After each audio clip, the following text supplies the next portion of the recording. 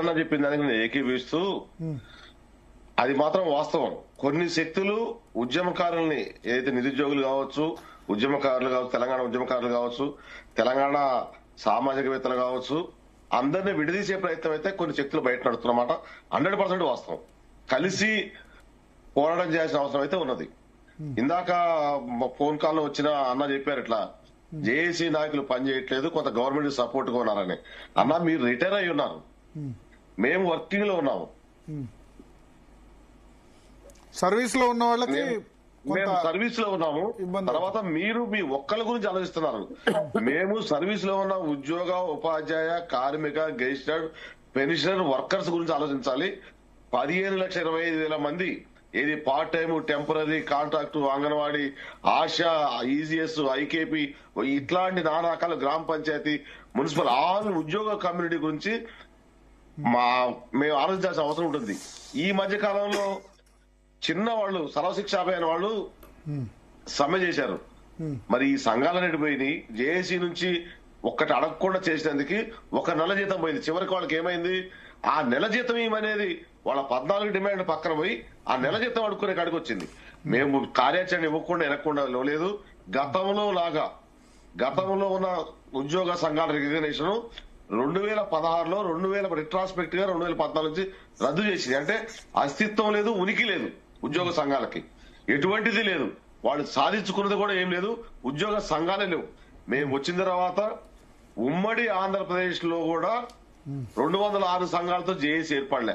ఇప్పుడు 206 సంఘాలని కూడగట్టి సీఎంతో మీటింగ్ పెట్టించగలిగాం, కేబినెట్ సబ్ కమిటీ వేయించగలిగాం, అఫీషియల్ కమిటీ వేయించగలిగాం. మేము పెట్టి 67 సమస్యల్లో ఆర్థిక సంబంధం లేని కొన్ని 25 సమస్యలు, పెద్ద పెద్ద సమస్యలు కూడా కొంతమేర సాల్వ్ చేసుకోగలిగాం. మా పోరాటంలో ఎటువంటి లోపం లేదు. కాకపోతే డైరెక్ట్ గా పోతాం, నోటీస్ ఇస్తాం. గతంలో తెలంగాణ అసోసియేషన్ లాగా రోడ్డు మీద ఎక్కి వంట వార్పు, బ్లాక్ బ్యాడ్జీలో ఇట్లాంటివి చేసేది ఉద్యోగ కమ్యూనిటీగా అది సాధ్యం కాదు. అది ఒక తెలంగాణ ఉద్యమం. కొన్ని పొలిటికల్ పార్టీలు, ప్రజా సంఘాల సపోర్ట్ ఉంది. ఇది ఓన్లీ ఉద్యోగులు చేయగలిగేది. ఇంకొకటి అన్నాడు పెన్షనర్స్ కి తక్కువ వస్తుందని. ప్రతి నెలా కొట్టే వాటిలో మేము గవర్నమెంట్ రిప్రజెంటేట్ చేసేది సీనియారిటీ ప్రకారం. ఎక్కడ కూడా ఒక్క రోజు డేటు, టోకెన్ నెంబర్ తో సహా జీపీఎఫ్ ఉంటే కంపల్సరీ జీపీఎఫ్ సీరియల్ ప్రకారమే కొట్టాలి. అది మొత్తం రిటైర్డ్ ఎంప్లాయీస్ కి వస్తుంది. ఆచార్యుల కోసం పనిచేయట్లేదు. ఇట్లా చెప్పినట్టుగా అందరం కలిసి పని చేయాల్సింది ఒకటే ఉంది, పాలసీ మ్యాటర్.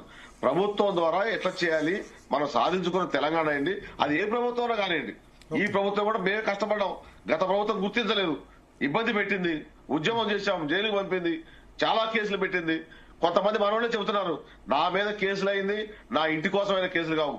తెలంగాణ న్యాయ స్టేషన్ లో నాకు జైలు పడ్డది, తెలంగాణ న్యాయ స్టేషన్ లో లాఠీ దెబ్బలు తిన్నా, తెలంగాణ న్యాయ స్టేషన్ జైలుకు పోయా.